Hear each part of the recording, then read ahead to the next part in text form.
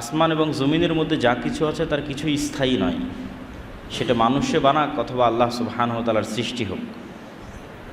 আল্লাহর সৃষ্টি গাছ হোক অথবা আল্লাহর সৃষ্টি ছাগল ভেড়া মহিষ হোক অথবা মানুষের তৈরি বিল্ডিং বাড়িঘর ব্রিজ কালভার্ট সেতু যেটি হোক না কেন, সবই একদিন না একদিন ধ্বংস হয়ে যায়।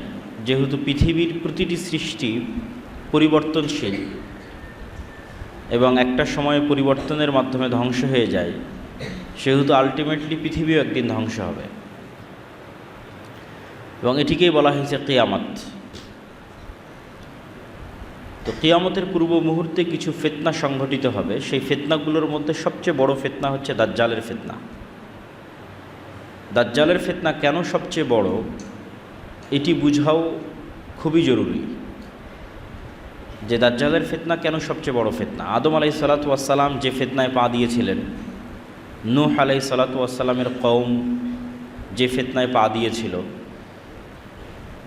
লূত আলাইহিসসালাতু ওয়াসসালামের কওম যে ফিতনায় নিপতিত হয়েছিল, আদ সামুদ থেকে শুরু করে ফিরআউন নমরুদ থেকে শুরু করে পৃথিবীতে যত ফিতনা এসেছে তার মধ্যে সবচেয়ে বড় এবং সবচেয়ে ভয়ঙ্কর ও ভয়াবহ ফিতনা হচ্ছে দাজ্জালের ফিতনা। তো দাজ্জালের ফিতনা কেন ভয়াবহ এবং কেন ভয়ঙ্কর এটি বুঝতে হলে আমাদের কোরআনের যেটি মূল সারমর্ম মেসেজ সেটি আগে আমাদের বুঝতে হবে। যে আল্লাহ সুবহানাহু ওয়া তাআলা পবিত্র কোরআনে ঘুরিয়ে ফিরিয়ে মানুষকে দুটি জিনিসই শিখাতে চেয়েছেন। যদি সমগ্র ইসলামের দুটি বাক্যে সারমর্ম করতে বলা হয় অথবা সমগ্র কোরআনের দুটি বাক্যে সারমর্ম করতে বলা হয়, তার প্রথম বাক্য হবে তাওহীদ আর দ্বিতীয় বাক্য হবে পরকাল বা পুনরুত্থান। আল্লাহ সুবহানাহু ওয়া তাআলা পুরো কোরআনে বারবার বিভিন্ন অ্যাঙ্গেলে বিভিন্ন আঙ্গিকে মানুষকে এটি বুঝাতে থেকেছেন যে তোমার ইবাদতের একমাত্র যোগ্য তিনি, যিনি তোমার রব। আর এটি বুঝাতে থেকেছেন এই পৃথিবী শেষ নয়, এটি অস্থায়ী ক্ষণস্থায়ী, এই পৃথিবী ধ্বংস হয়ে যাবে, তোমাদের জন্য অপেক্ষা করছে পুনরুত্থান, চিরস্থায়ী পরকালীন জীবন। এই হলো ইসলাম এবং কোরআনের সারমর্ম। তো প্রথম সারমর্ম যেটি, সেটি হচ্ছে ইলাহ তিনি, যিনি রব। ইবাদতের যোগ্য তিনি, যিনি রব হওয়ার ক্ষমতা রাখেন। যার মধ্যে রব হওয়ার ক্ষমতা নাই সে ইলাহ হওয়ার যোগ্য নয়। তাকে ইবাদত করতে হবে, তাকে সিজদা দিতে হবে, তার কাছে কিছু চাইতে হবে, এই যোগ্যতা পাওয়ার, এই সম্মান পাওয়ার সে হক রাখে না, যে রব হওয়ার যোগ্যতা রাখে না। তাহলে রবকে, এটি আল্লাহ সুবহানাহু ওয়া তাআলা কোরআন মাজিদে বিভিন্ন আঙ্গিকে বিভিন্ন অ্যাঙ্গেলে তুলে ধরতে থেকেছেন যে আমি রব, এই যে আমি এই পারি, এই কারণে আমার ইবাদত করতে হবে। আর তোমরা যত বাতিল ভ্রান্ত ইলাহের ইবাদত করো তারা এগুলো পারে না। যেমন কয়েকটা উদাহরণ হিসেবে যদি তুলে ধরি, আল্লাহ সুবহানাহু ওয়া তাআলা বিভিন্ন জায়গায় বলবে আসমান থেকে বৃষ্টি বর্ষণ করে কে, আসমান জমিন সৃষ্টি করেছে কে, পৃথিবীতে পাহাড় স্থাপন করেছে কে, পৃথিবীতে নদী নালা প্রবাহিত করেছে কে।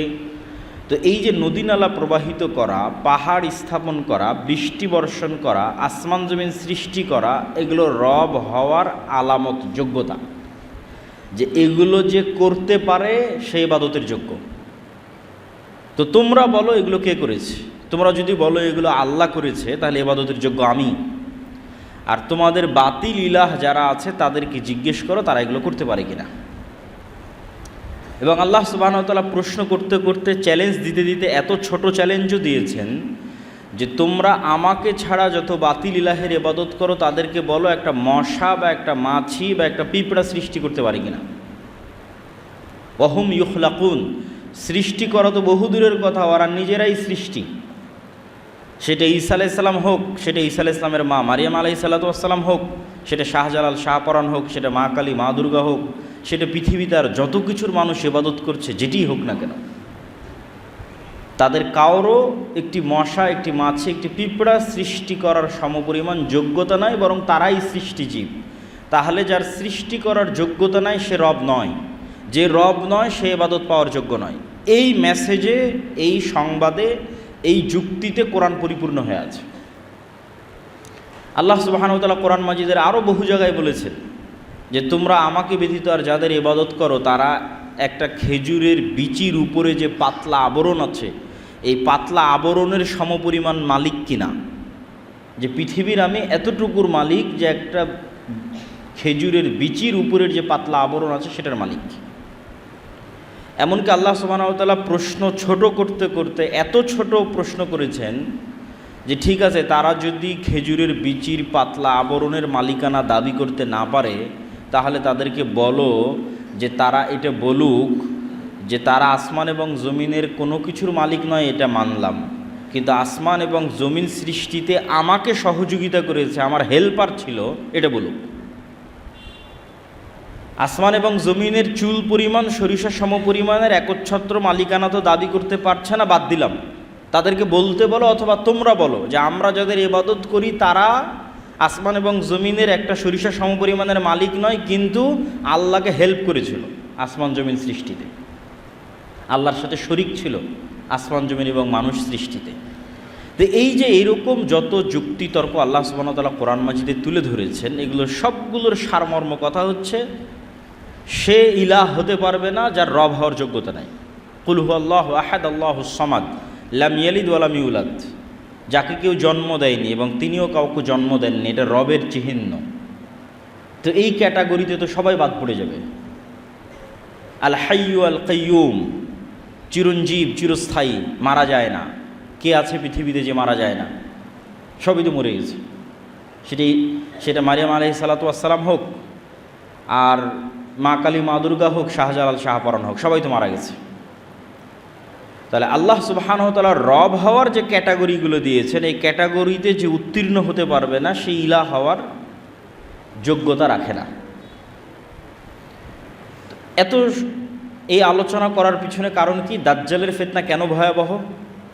এই জন্য ভয়াবহ যে আল্লাহ সুবহানাহু ওয়া তাআলা এত যুক্তি তর্ক দেওয়ার পরেও এবং এক্সিস্টিং বর্তমান পৃথিবীতে যারা আল্লাহ ব্যতীত ইলাহের দাবিদার আছে, তারা কেউই রব হওয়ার প্রমাণ দিতে না পারার পরেও পৃথিবীর কয়জন মানুষ তাওহীদের অনুসরণ করে?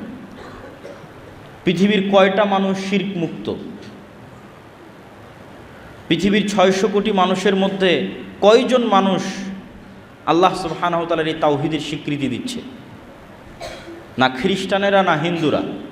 আর মুসলমানদের মধ্যেও নামধারী পথভ্রষ্ট বিভ্রান্ত আছে, যারাও এই তাওহীদের পরিপূর্ণ বাস্তবায়ন করতেছে না। তাহলে রব হওয়ার যোগ্যতা প্রমাণ না দিতে পারার পরেও পৃথিবীর মানুষ বাতিল ইলাহের ইবাদত করতেছে, অথচ তারা রব হওয়ার প্রমাণ দিতে পারেনি। তাহলে সেই দিন কি হবে মানুষের, যেই দিন এমন বাতিল ইলাহের দাবিদার আসবে যে রব হওয়ারও প্রমাণ দিবে? সে তো দাজ্জাল। দাজ্জালের ফিতনা কেন ভয়াবহ? রব হওয়ার প্রমাণ দিতে না পারার পরেও পৃথিবীর লক্ষ লক্ষ কোটি কোটি মানুষ, পৃথিবীর 90% মানুষ বাতিল ইলাহের ইবাদত করতেছে, অথচ তারা রব হওয়ার প্রমাণ দিতে পারেনি। তাহলে পৃথিবীর মানুষের কি হবে যেই দিন দাজ্জাল রব হওয়ার প্রমাণ দিবে? বলবে কোরআনে তো আল্লাহ সুবহানাহু ওয়া তাআলা বলেছে আসমান থেকে বৃষ্টি কে বর্ষণ করে? আমি দাজ্জাল, আমি আসমান থেকে বৃষ্টি বর্ষণ করছি। তাই এবার রব হওয়ার প্রমাণ দিয়ে দিল। ফেরাউনও যে প্রমাণ দিতে পারেনি, নমরুদও যে প্রমাণ দিতে পারেনি, যে প্রমাণ যত বাতিল ইলাহের ইবাদত করা হচ্ছে কেউ দিতে পারেনি, সেই প্রমাণ তো দাজ্জাল দিয়ে দিবে, রব হওয়ার প্রমাণ দিবে। তার আদেশে আসমান বৃষ্টি বর্ষণ করবে, তার আদেশে জমিন ফসল উৎপাদন করবে, এমনকি তার আদেশে আল্লাহ সুবহানাহু ওয়া তাআলার অনুমতিতে মৃতকেও জীবিত করতে পারবে।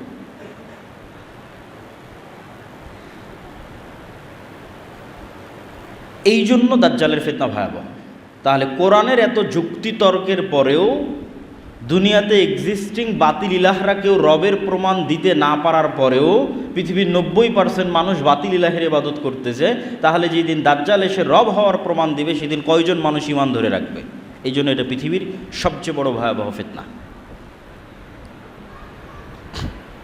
হ্যাঁ, এই ফিতনা থেকে বাঁচতে পারবে কারা? ওই যে দুইটা সারমর্ম বলেছি, ওই দুই সারমর্মের উপরই এই ফিতনা থেকে বাঁচা নির্ভর করে। একটা সারমর্ম বলেছি তাওহীদের বিশ্বাস যাদের মজবুত, আর 2 নম্বর পরকাল এবং পুনরুত্থানের উপর যাদের বিশ্বাস মজবুত। পরকাল এবং পুনরুত্থানের উপর বিশ্বাস মজবুত ছাড়া পৃথিবীর কোনো ফিতনা থেকে বাঁচা সম্ভব নয়। এই জন্য যখনই কোরআন এবং হাদিসে ইসলামের আকীদা এবং ঈমানের সারমর্ম করা হয়েছে, তখন এই দুইটা বাক্যের উপর এসে শেষ হয়ে গেছে, মা ইউমিন বিল্লাহ ওয়াল ইয়াউমিল আখির। দুইটা বাক্য, যে আল্লাহর উপর ঈমান রাখে, পরকালের উপর ঈমান রাখে, এই দুইটা বাক্যের উপরই মানুষের ফিতনা থেকে মুক্তি নির্ভর করে। যার তাওহীদে বিশ্বাস মজবুত, যার পরকালে বিশ্বাস মজবুত। যদিও পরকাল অতি বাস্তব এবং পরকাল এত কঠিন নয়, পুনরুত্থান এত কঠিন নয় আমরা যত কঠিন মনে করি। আমি শুধু পুনরুত্থানের উপর একটা ছোট্ট কথা বলে বক্তব্য সামনের দিকে এগিয়ে যাব, যে পুনরুত্থান কেন সহজ। আমাদের সামনে এবং চারিদিকে যত গাছ আমরা দেখতে পাই, এই উদাহরণ আল্লাহই কোরআনে দিয়েছে, আমি জাস্ট সহজ ভাষায় বুঝাচ্ছি। যত গাছ আমরা দেখতে পাই, এই গাছ মানুষের চেয়ে জীবন্ত নয়। গাছ তো কথা বলতে পারে না, হ্যাঁ গাছের জীবন আছে, এক লেভেলের এক মাত্রার জীবন, কিন্তু মানুষের জীবন তো আরও ভার্সাটাইল, আরও ব্যাপক। মানুষ বেশি জীবন্ত গাছের তুলনায়। তো গাছের যে বীজ, গাছে ফল ধরার পর যে বীজ বা বিচি, এটা মৃত। খেজুরের বীজ মৃত, যে কোনো বীজ মৃত।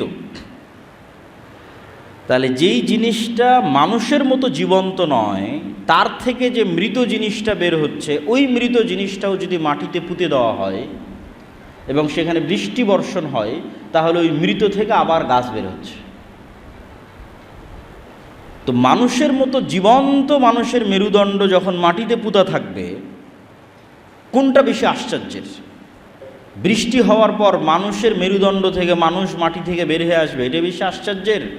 না গাছের বীজ দানা থেকে আবার আর একটা গাছ বের হচ্ছে, কোনটা বেশি আশ্চর্যের? আমার কাছে গাছের বীজ থেকে আবার আর একটা দানা বের হচ্ছে, এটা বেশি আশ্চর্যের। মানুষ তো অনেক জীবন্ত,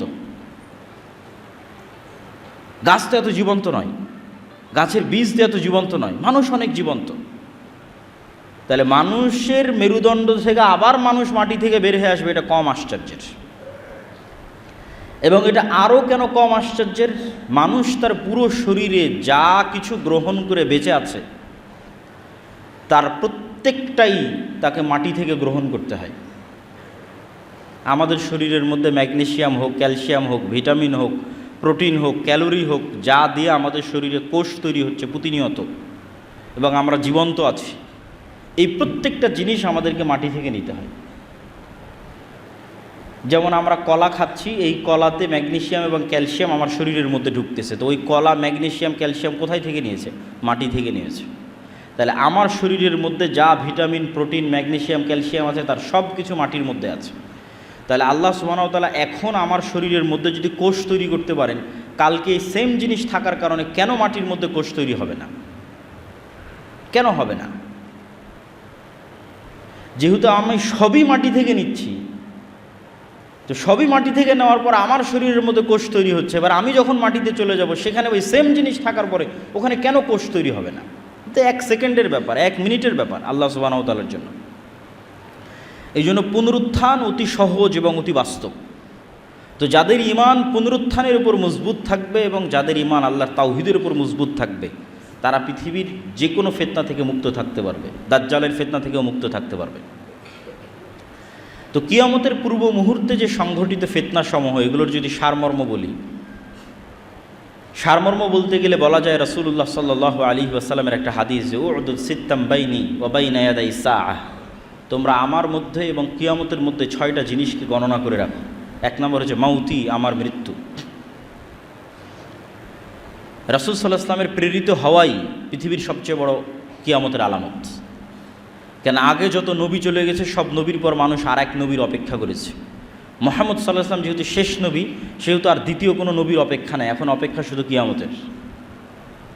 অতএব কিয়ামতের সবচেয়ে বড় আলামত অতিক্রম হওয়া 1400 বছর পার হয়ে গেছে, সেটা হচ্ছে মুহাম্মদ সাল্লাল্লাহু আলাইহি ওয়াসাল্লামের পৃথিবীতে প্রেরিত হওয়া এবং তার মৃত্যু। তারপর রাসূল সাল্লাল্লাহু আলাইহি ওয়াসাল্লাম বললেন মসজিদে আকসার বিজয়, তারপর বললেন ভয়ঙ্কর মহামারী, যে মহামারীতে পৃথিবীর মানুষ মৃত্যুবরণ করে প্রায় শেষ হয়ে যাওয়ার মতো হয়ে যাবে, নাই বরাবর হয়ে যাবে। তারপর রাসূল সাল্লাল্লাহু আলাইহি ওয়াসাল্লাম বললেন এমন ধন সম্পদের আধিক্য যে মানুষের কাছে 100 দিরহাম এবং 100 দিনার অনেক কম মনে হবে। তারপরে বললেন ফিতনাতুন, এমন এক ফিতনা যেই ফিতনা থেকে আরবের কোনো ঘর মুক্ত থাকবে না। লা ইয়াবকা মিনহু বাইতুম মিনাল আরব, আরবের কোনো ঘর এই ফিতনা থেকে মুক্ত থাকবে না। ফিতনা শব্দটি কোরআন এবং হাদিসে যখনই ব্যবহৃত হয়েছে, বেশিরভাগ ক্ষেত্রে মারামারি, গণ্ডগোল, কাটাকাটি, যুদ্ধ ইত্যাদির ক্ষেত্রে ব্যবহৃত হয়েছে। ফলত এটিই বেশি সঠিক অর্থ যে এমন ফিতনা মানে এমন ভয়ঙ্কর যুদ্ধ, যে যুদ্ধে আরবের প্রত্যেকটা ঘর অংশগ্রহণ করবে। তারপর রাসূল বলেন, হুদনাতুন বাইনাকুম ওয়া বাইনার রোম, একটা চুক্তি হবে, যে চুক্তি তোমাদের এবং রোমানদের মধ্যে হবে। রোমান কারা, এটা নিয়ে অনেক মতভেদ আছে। আজকের ইউরোপ রোমান না, আজকের রাশিয়া রোমান না, আজকের আমেরিকা রোমান, কিন্তু মতভেদ থাকলেও এতটুকু নিশ্চিত যে খ্রিস্টানদের সাথে মুসলমানদের একটা চুক্তি হবে। সেটা আমেরিকার খ্রিস্টান না, ইউরোপের খ্রিস্টান না, রাশিয়ার খ্রিস্টান, সেটা মতভেদ থাকতে পারে। যুগের পরিবর্তনে মানুষ এই হাদিসকে এক একভাবে বুঝতে পারে। আজ থেকে 500 বছর আগে একভাবে বুঝতো, যখন ক্রুসেডারদের সাথে যুদ্ধ হতো তখন একভাবে বুঝতো, তখন তো মনে করতো যে হাদিস বাস্তবায়ন হয়েই গেছে। আর এখন হয়তো আমরা আর একভাবে বুঝতেছি। তো খ্রিস্টানদের সাথে মুসলমানদের একটা চুক্তি হবে, তথা আরবের ভয়ঙ্কর গৃহযুদ্ধের ধারাবাহিকতায় খ্রিস্টানদের সাথে মুসলমানদের একটা চুক্তি হবে, যে এই চুক্তির ভিত্তিতে তারা তৃতীয় কোনো শক্তির বিরুদ্ধে যুদ্ধ করবে, এবং সেই তৃতীয় শক্তির বিরুদ্ধে যুদ্ধে ওই তৃতীয় শক্তি পরাজিত হবে। সেই তৃতীয় শক্তি কারা তা কোরআন এবং হাদিসে উল্লেখ নাই। সেই তৃতীয় শক্তি ইহুদিরা, সেই তৃতীয় শক্তি হিন্দুরা, সেই তৃতীয় শক্তি চায়নার মতো যারা বুদ্ধিস্ট, তারা, আল্লাহু আলাম। তৃতীয় শক্তির বিরুদ্ধে বিজয়ী হওয়ার পর খ্রিস্টানদের একজন মানুষ ক্রুশকে উঁচিয়ে ধরে বলবে, ক্রুশের বিজয় হোক। তখন আর এক মুসলিম উঠে সেটাকে ভেঙে দিবে অথবা ওই ব্যক্তিকে হত্যা করবে। তখন খ্রিস্টান এবং মুসলমানরা মুখোমুখি দাঁড়াবে, আর এটি পৃথিবীর ইতিহাসের সবচেয়ে বড় যুদ্ধ, তথা পৃথিবীর ইতিহাসের সবচেয়ে বড় যুদ্ধ হবে খ্রিস্টান আর মুসলমানদের মধ্যে, যেটার নাম মালহামা, যেটা বাইবেলে এবং অন্যান্য ধর্মগ্রন্থে আর্মাগেড্ডন নামে বলা হয়েছে। এবং পৃথিবীর সব ধর্মের মানুষ একজন মাসিহের অপেক্ষা করতেছে। মাসিহ মানে উদ্ধারকারী, বিপদ থেকে উদ্ধারকারী। মাসিহাদ দাজ্জালও বিপদ থেকে উদ্ধারকারী, ঈসা মাসিহও বিপদ থেকে উদ্ধারকারী, এবং দুইজনের নামেই মাসিহ লাগানো আছে। ঈসা মাসিহ এবং মাসিহাদ দাজ্জাল, কোরআন এবং হাদিসে এই দুইজনের নামে মাসিহ লাগানো আছে। বিপদ থেকে উদ্ধারকারী, একজন মিথ্যা বিপদ থেকে উদ্ধারকারী, আর একজন সত্য বিপদ থেকে উদ্ধারকারী। এই জন্য ইহুদি হোক, খ্রিস্টান হোক, মুসলমান হোক, সবাই কিয়ামতের পূর্ব মুহূর্তে একজন মাসিহের অপেক্ষায়। এবং এই মাসিহকে এবং এই মাসিহাদ দাজ্জালকে খ্রিস্টান এবং ইহুদি ধর্মে অ্যান্টি ক্রাইস্ট হিসেবে নামকরণ করা হয়েছে।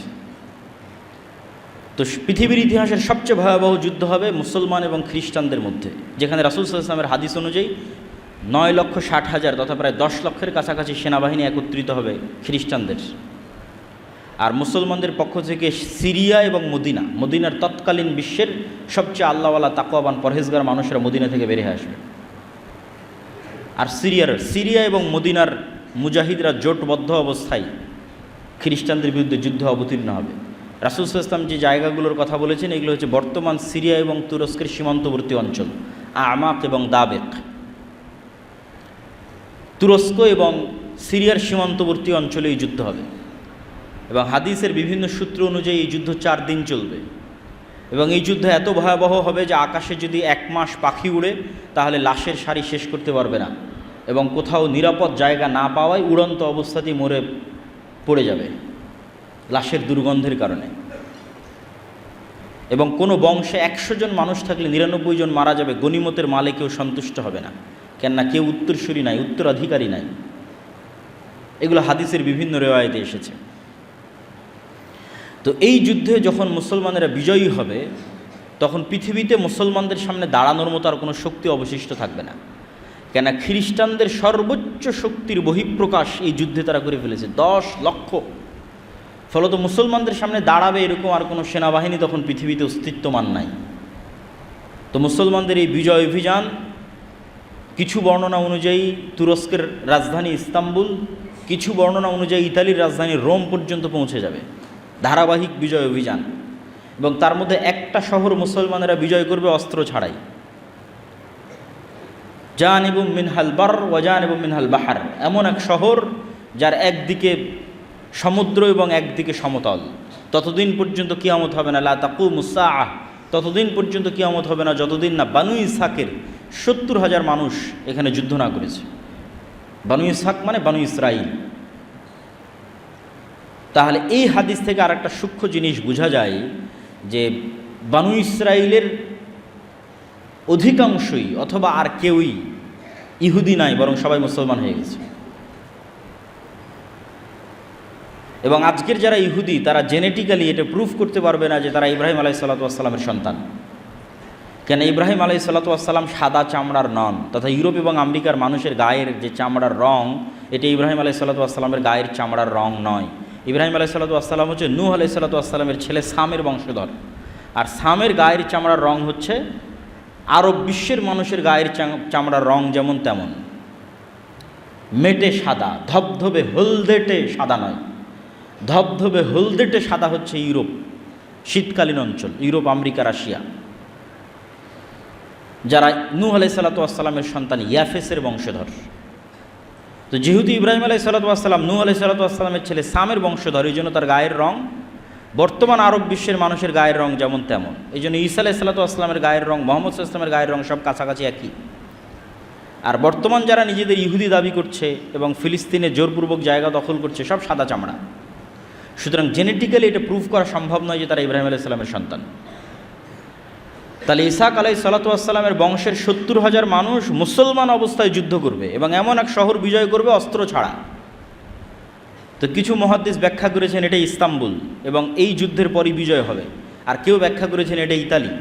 কেন কিছু জয়ীফ হাদিসে বর্ণিত আছে যে রাসূল সাল্লাল্লাহু আলাইহি ওয়াসাল্লামকে জিজ্ঞেস করা হলো যে মুসলমানের আগে ইতালির রাজধানী রোম বিজয় করবে না কুস্তুনতুনিয়া বিজয় করবে। রাসূল সাল্লাল্লাহু আলাইহি ওয়াসাল্লাম বললেন আগে কুস্তুনতুনিয়া বিজয় করবে, তারপরে রোম বিজয় করবে। তো ওখান থেকে অনেকেই ব্যাখ্যা নিয়েছেন যে এটি হচ্ছে ইতালির রাজধানী রোম।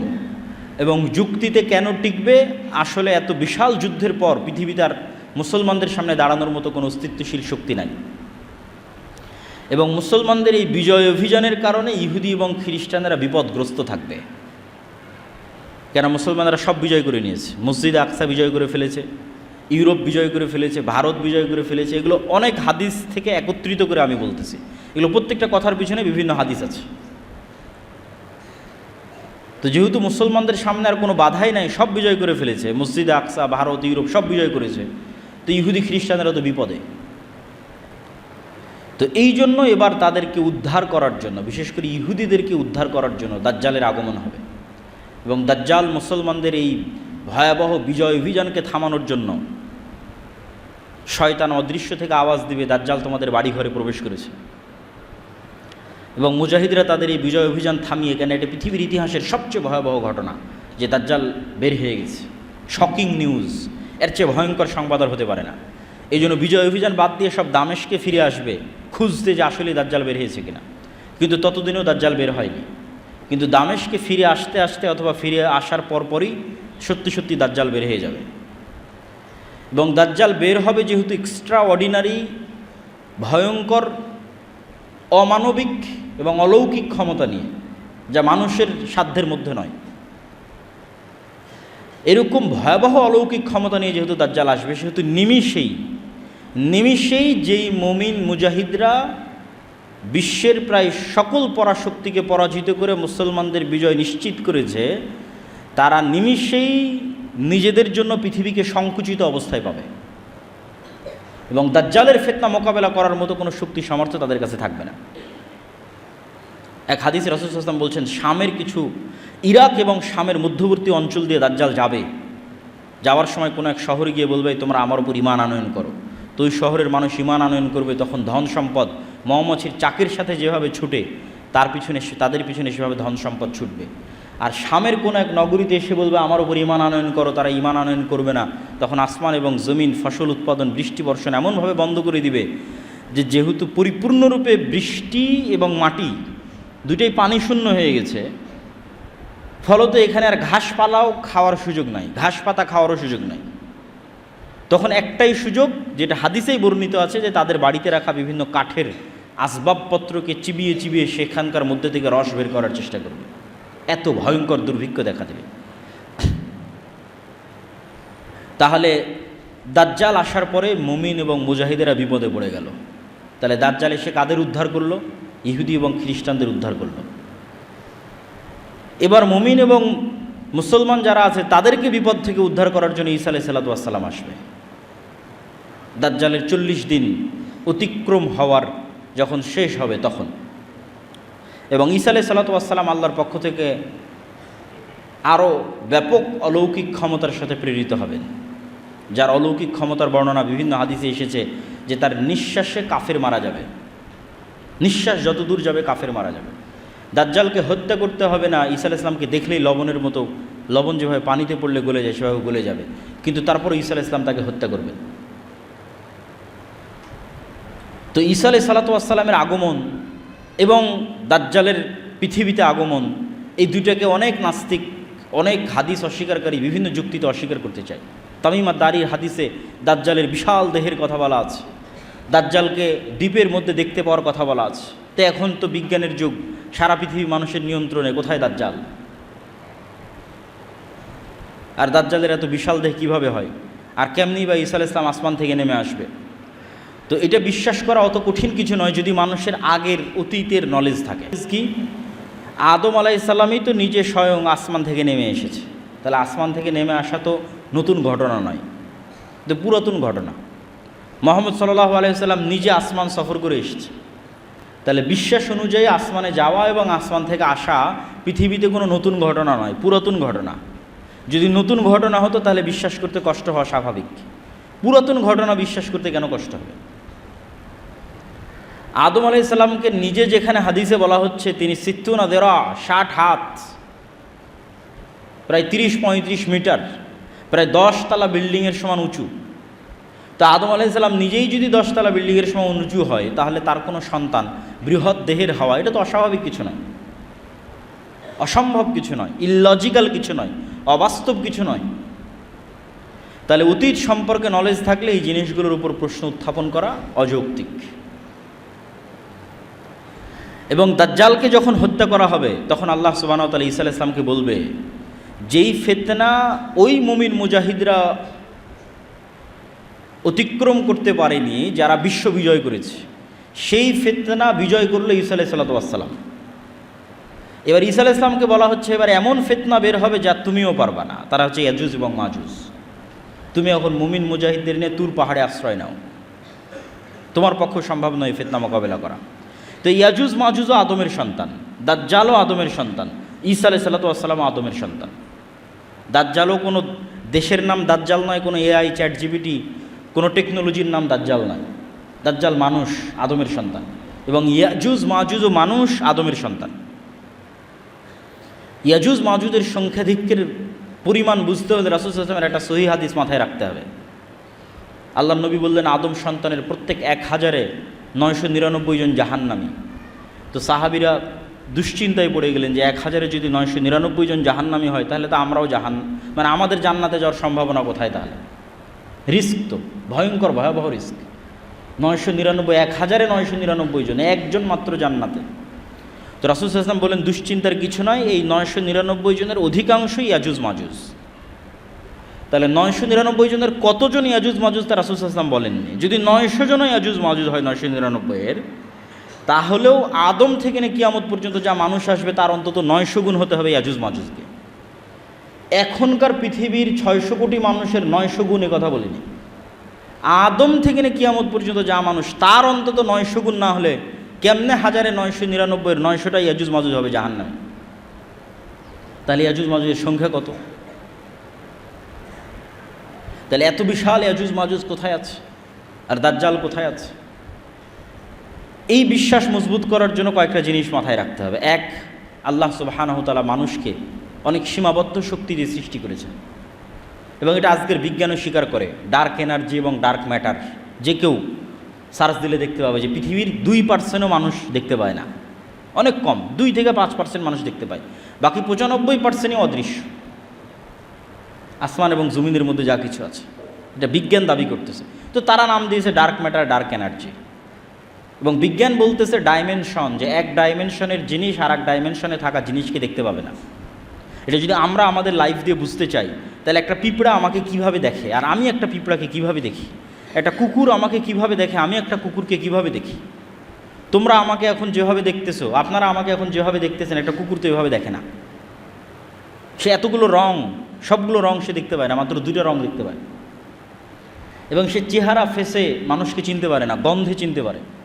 একটা সাপ আমাদেরকে কিভাবে দেখে, আর আমরা একটা সাপকে কিভাবে দেখি, দেখার অ্যাঙ্গেল ভিন্ন। আমি একটা সাপকে পরিপূর্ণ দেখতে পাচ্ছি, একটা পিঁপড়াকে পরিপূর্ণ দেখতে পাচ্ছি, পিঁপড়া তো আমাকে আসলে পরিপূর্ণ এভাবে দেখতে পায় না। এবং একটা পাখিকে যদি মসজিদের মধ্যে ছেড়ে দেওয়া যায়, সেই জানালা খুঁজে বের করতে পারবে না কোন দিক দিয়ে জানালা, আমরা দেখতে পাচ্ছি জানালা। তাহলে ওর দেখার দৃষ্টি সীমা একরকম, আমার দেখার দৃষ্টি আর এক রকম। ঠিক একই অবস্থা আমাদের চেয়ে আপার ডাইমেনশনে যে সমস্ত ফেরেশতা এবং জিনেরা আছে, ওরা আমাদেরকে স্পষ্ট দেখতে পাচ্ছে। এই মসজিদে যেহেতু ফেরেশতা আছে, কিন্তু আমরা দেখতে পাচ্ছি না। তো জিন এবং ফেরেশতাকে আল্লাহ সুবহানাহু ওয়া তাআলা যেভাবে অদৃশ্য রেখেছেন, সেভাবে অদৃশ্য রাখতে পারেন। এটা যেমন যৌক্তিক। বর্তমান পৃথিবীর সবই যে মানুষ জেনে নিয়েছে, এটাও ভুল কথা। মাটির নিচে কি আছে সেটাই মানুষ ভালোভাবে জানে না, যদিও চাঁদ পর্যন্ত পৌঁছে গেছে মানুষ, কিন্তু মাটির নিচে মানুষের সফরের সীমাবদ্ধতা হচ্ছে 12 কিলোমিটার, অথচ উপরে মানুষ অনেক দূর চলে গেছে। সমুদ্র এবং মাটির নিচে এই দুইটা সবচেয়ে রহস্যপূর্ণ, আকাশের চাইতেও বেশি রহস্যপূর্ণ।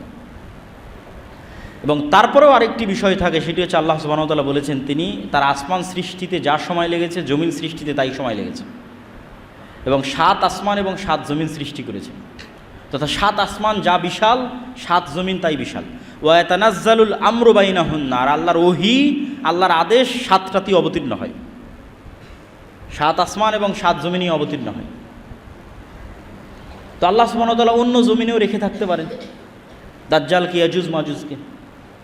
এবং সূরা কাহফে যত ব্যতিক্রম ঘটনাগুলো আছে, এই ব্যতিক্রম ঘটনাগুলো অনেক বেশি ব্যতিক্রম, যেগুলো কিয়ামতের পূর্ব মুহূর্তে সংঘটিত বিষয়ের প্রতি ঈমানকে মজবুত করতে সহযোগিতা করে এবং দাজ্জালের ফিতনা থেকে বাঁচার ক্ষেত্রে মানুষের রাস্তা তৈরি করে দিতে পারে। সূরা কাহফে 4টা ঘটনা আছে, আসহাবে কাহফের ঘটনা। তা আসহাবে কাহফের ঘটনা থেকে শিক্ষা কি? মানুষ আসহাবে কাহফ ঈমান বাঁচাতে যেমন পৃথিবী থেকে ডিসকানেক্ট হয়ে গেছে, মানুষ যদি ঈমান ধরে রাখতে চায় দাজ্জালের সময় অথবা তার পূর্ববর্তী ভয়াবহ ফিতনার সময়, তাহলে ওইভাবে পৃথিবী থেকে ডিসকানেক্ট হয়ে যেতে হবে আসহাবে কাহফের মতো। আর পরকালের প্রতি ঈমান লাগবে আসহাবে উখদুদের মতো, যারা জ্বলন্ত আগুনের মধ্যে ঢুকে গেছে। কেন? ওইটা তাদের কাছে জ্বলন্ত আগুন নয়, ওইটার মধ্যে তো ওরা জান্নাত দেখতে পাচ্ছে, এটা তাদের ওসিলা জান্নাতে যাওয়ার। আপনার কাছে এটা আমি আগুনে পুড়ে মারা যাব, আর আরেকজনের কাছে আমি এটাতে আগুনে ঢুকে জান্নাতে যাব। চিন্তার পার্থক্য। আপনার কাছে আরে এর ভয়াবহ আগুন, এই আগুনের মধ্যে ঢুকলে তো আমার অনেক কষ্ট, আর আরেকজন আর এই আগুনে ঢুকলে তো আমি জান্নাতে চলে যাব। তাহলে একজনের কাছে মৃত্যু জান্নাতে যাওয়ার ওসিলা, আর আরেকজনের কাছে মৃত্যু ভয়ের কারণ। এটাই তো বিশ্বাসের পার্থক্য। যার কাছে মৃত্যু জান্নাতে যাওয়ার ওসিলা, তথা যার পরকালের প্রতি বিশ্বাস মজবুত, তার কাছে মৃত্যু তো জান্নাতে যাওয়ার ওসিলা। তো এখন সামনে আগুন থাকুক আর যাই থাকুক, সেটা তো বিষয় নয়। তাহলে পরকালের উপর ঈমান যত মজবুত, ও আসহাবে উখদুদের মতো ব্যবহার করতে পারবে দাজ্জালের ফিতনার সময়। কেন? তার কাছে মৃত্যু জান্নাতে যাওয়ার ওসিলা।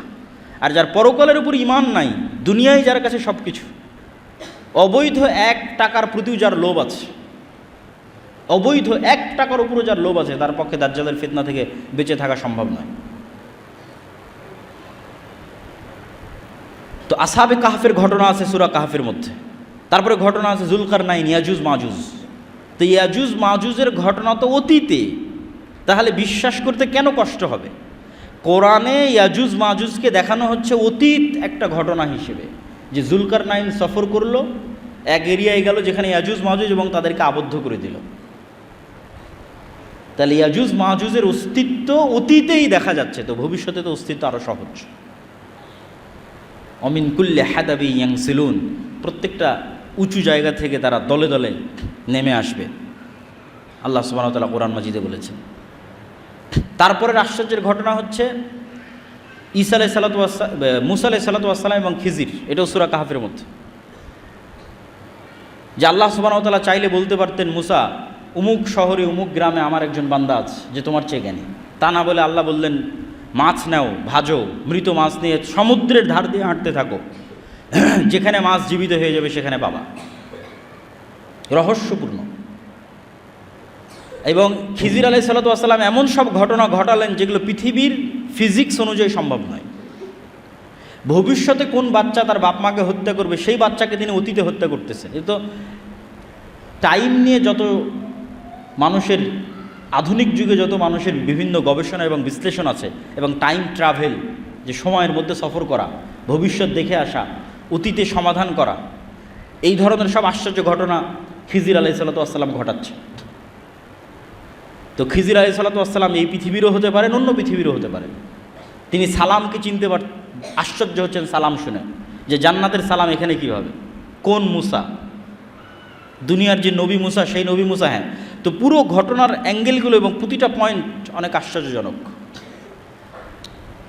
এবং শেষ পর্যন্ত বিদায়ও আশ্চর্যজনক। তো এই জন্য সূরা কাহফের প্রত্যেকটা ঘটনাই কিয়ামতের পূর্ব মুহূর্তের সাথে কোনো না কোনোভাবে কানেক্টেড আছে। আল্লাহ সুবহানাহু ওয়া তাআলা খিজিরকে যেভাবে অদৃশ্য রেখেছেন, অথবা অদৃশ্য রাখতে পেরেছিলেন যদি খিজির মারা গিয়ে থাকে, কেন কোরআন এবং হাদিসে কোনো উল্লেখ নেই যে খিজির মারা গেছেন কিনা, না জীবিত আছেন, আল্লাহু আ'লাম। তো সেভাবে আল্লাহ দাজ্জালকে অদৃশ্য রাখতে পারেন, সেভাবে আল্লাহ সুবহানাহু ওয়া তাআলা ইয়াজুজ মাজুজকে অদৃশ্য রাখতে পারেন। এই জন্য অনেক কিছুই শিক্ষা আছে সূরা কাহফের মধ্যে। আর সূরা কাহফের মধ্যে সবচেয়ে যেটা ব্যতিক্রম ঘটনা, দুই ভাই বাগানওয়ালা, অমা আযুন্নুস সাআহ, আমি মনে করি না যে কিয়ামত কায়েম হবে। এই জন্য বলেছি ইসলামের সারমর্ম তাওহীদ আর কিয়ামত। সে বিশ্বাস করে না যে কিয়ামত হবে, ওটাকেই আল্লাহ সুবহানাহু ওয়া তাআলা সূরা কাহফের মধ্যে শিরক হিসেবে উল্লেখ করছেন। যে এক ভাই বিশ্বাস করে না কিয়ামত হবে, তখন আরেকজন বলতেছে আমি আল্লাহর সাথে শরীক করা থেকে পরিত্রাণ চাই। তো যাক, সূরা কাহফের উপর আরেকদিন বিস্তারিত আলোচনা করা যাবে। আমরা বক্তব্যের সারমর্ম এবং সংক্ষিপ্ত অবস্থার মধ্যে চলে আসি। তো এই পুরো ঘটনা কিয়ামতের পূর্ব মুহূর্তে সংঘটিত ফিতনাগুলো থেকে আমাদের জন্য শিক্ষা কী? আমাদের জন্য দুইটা শিক্ষা। এক, কবে হবে, কখন হবে, এইটার পিছনে পড়ে থাকা, এইটা কখনো কোরআন এবং হাদিসের দিক নির্দেশনা নয়। কেন দিক নির্দেশনা নয়? প্রত্যেক মানুষের মৃত্যুই তো তার কিয়ামত।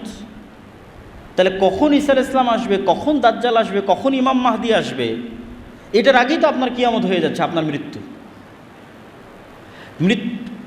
কিয়ামত মানে কি? আপনি পরকালকে দেখবেন। তো মৃত্যুর পরেই তো মানুষ পরকালকে দেখে ফেলে। মৃত্যুর মাধ্যমে সে বারজাকি জগতে জাহান্নামও দেখে ফেলে, জান্নাতও দেখে ফেলে।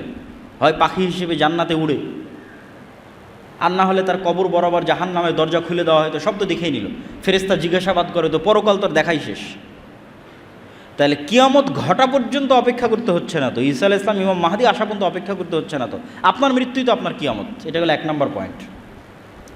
2 নম্বর পয়েন্ট, ইমাম মাহদি আসলে, ঈসা আলাইহিস সালাম আসলে, দাজ্জাল আসলে নতুন কোরআন আসবে নাকি, নতুন নবী আসবে নাকি, নতুন হাদিস তৈরি হবে নাকি?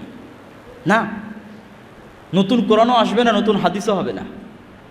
বরং এই পুরো ঘটনা থেকে আপনারা এটি দেখলেন যে ঈসা আলাইহিস সালাম আসার পূর্বেই, দাজ্জাল আসার পূর্বেই কোনো নবী ছাড়া এবং কোনো নতুন কোরআন ছাড়া এবং নতুন হাদিস ছাড়া আমার এবং আপনার মতো মুসলমানেরা বিশ্ব বিজয় করবে।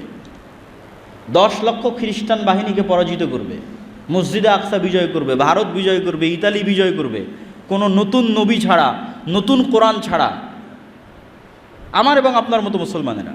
তাহলে যা ঘটার সেটা তো 1400 বছর আগেই ঘটে গেছে। মানে সবচেয়ে আসল ঘটনা তো 1400 বছর আগে ঘটেছে, সেটা হচ্ছে কোরআন এবং হাদিস। এবং ঈসা আলাইহিস সালামও এসে এই কোরআন এবং এই হাদিসের উপর আমল করবেন। তাহলে কাজের জিনিসটা আমার এবং আপনার কাছে আছে। আর কিয়ামত তো নির্ধারিত, সেটা যে আমার এবং আপনার মৃত্যু। তাহলে কবে ইমাম মাহদি আসবে, সেই দিন সব কিছু হবে, এই অপেক্ষায় বসে থাকা বুদ্ধিমানের? না, যেটা আসল ঘটনা ঘটে গেছে এবং আপনার কাছে আছে, আর আমার এবং আপনার মতো মুসলমানেরা এত বড় বড় বিজয় সম্পূর্ণ করবে, তাহলে আপনি কেন চেষ্টা করবেন না? আর তো নতুন নবীও আসবে না, নতুন কোরআনও আসবে না। তাহলে আমার এবং আপনার জন্য কাজ স্পষ্ট, আমার মৃত্যু, আমার কিয়ামত, আর এই কোরআন এবং এই হাদিসের মাধ্যমে মুসলমানদের বিজয় হবে। এই কোরআন এবং এই হাদিস ফলো করেই কিয়ামতের পূর্ব মুহূর্তে মুসলমানেরা বিজয় করবে, ইমাম মাহদি বিজয় করবে, ঈসা আলাইহিস সালাম বিজয় করবে। সেই কোরআন এবং হাদিস আমাদের কাছে আছে। তাহলে এই কোরআন হাদিসকে সামনে রেখে নিজেদের জীবন গড়া এবং নিজের মৃত্যুর জন্য প্রস্তুতি নেওয়া এবং আল্লাহর দ্বীনকে বিজয় করার চেষ্টা করা, এটি হলো সবচেয়ে বড় অন্যতম মেসেজ আজকের এই বক্তব্য থেকে, শিক্ষা। আর দাজ্জালের ফিতনা থেকে বাঁচার প্রস্তুতি সবসময় থাকতে হবে। কেন? কিয়ামতও যেমন হঠাৎ হবে, দাজ্জালও তেমন হঠাৎ বের হবে, বাগদাতান, হঠাৎ। রাসূল সাল্লাল্লাহু আলাইহি সাল্লামও বলেননি যে না আমার যুগে দাজ্জাল বের হবে না, এরকম স্পষ্ট বলেননি। ইবনু সাইয়াদের হাদিসগুলো পড়ে দেখতে পারেন। ওমর রাদিয়াল্লাহু তাআলা আনহুকে রাসূল সাল্লাল্লাহু আলাইহি ওয়াসাল্লাম বলছে, এ যদি দাজ্জাল হয় তাহলে একে হত্যা করবে ঈসা আলাইহিস সালাম, আর যদি দাজ্জাল না হয় তাহলে তুমি কেন নিরপরাধ মানুষকে হত্যা করবে? একবার রাসূল সাল্লাল্লাহু আলাইহি ওয়াসাল্লাম বললেন, আরে আমার যুগে আবার দাজ্জাল বের হয় নাকি? তথা দাজ্জাল যে কোনো মুহূর্তে যে কোনো সময় বের হয়ে যেতে পারে, বাগদাতান, কিয়ামত হঠাৎ হবে। তো দাজ্জালের ফিতনা থেকে বাঁচার জন্য যেমন আল্লাহ সুবহানাহু ওয়া তাআলার কাছে দোয়া করতে হবে, ঠিক তেমনি যেই কারণে আপনি দাজ্জালের ফিতনা থেকে বাঁচবেন, ওই ধরনের দাজ্জালীয় ফিতনা, দাজ্জালুনা কাজ্জাবুনা, আসল দাজ্জালের আগে আরও 30টা দাজ্জালুনা কাজ্জাবুনা বের হবে। তো এই জন্য সত্য মিথ্যার সংমিশ্রণ এবং মুসলমানদের উপর বিপদ আসতেই থাকবে। এই জন্য ইমানের পরীক্ষায় ওই সেম জিনিসগুলোই কাজে দিবে। তাওহীদ, পুনরুত্থানের উপর মজবুত বিশ্বাস, আল্লাহর উপর মজবুত বিশ্বাস, পুনরুত্থানের উপর মজবুত বিশ্বাস। এবং বিশ্বাসকে মজবুত করার জন্যই আমাদের যে সংক্ষিপ্ত একটা লেখনী আছে আল্লাহর পথে যাত্রা, এটি শুধু এই উদ্দেশ্যেই লেখা। মানুষ যত বেশি কোরআনের সাথে কানেক্টেড হবে, যত বেশি হাদিসের সাথে কানেক্টেড হবে, যত বেশি তাদের ইমানকে মজবুত করবে, আল্লাহর প্রতি ইমানকে এবং পুনরুত্থান, আবার যে আল্লাহ তাদেরকে সৃষ্টি করবেন, এটির উপর মানুষের ইমান যত মজবুত হবে, মানুষ তত দুনিয়ার ফিতনা থেকে বেঁচে থাকতে পারবে।